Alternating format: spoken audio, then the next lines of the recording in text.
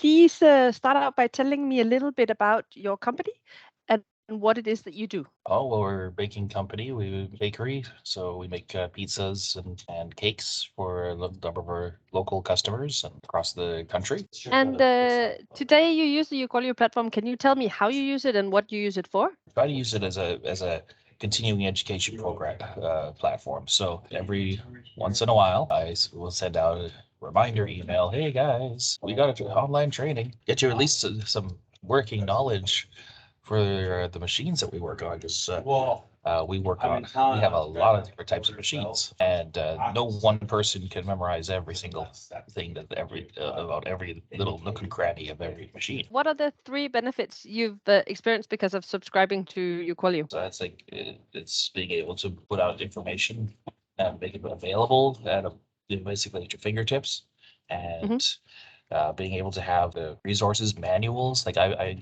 put the manuals into there. I put the how-tos, the SOPs, standard operating procedures. I put those in the links, the resource sections of every machine that when I have that information, I put it there so that they're not having to, in theory, they're not having to scramble around saying, hey, I don't know how to operate this. I don't know how to fix this part.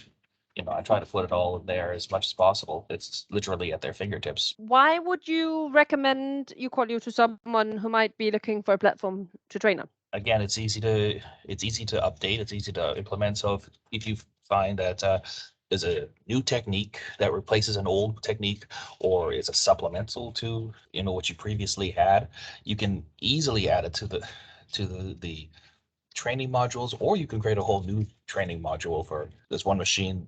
I liked both training video sessions, so I just made both available. They don't contradict the other, just two somewhat different ways of presenting. So I kept both.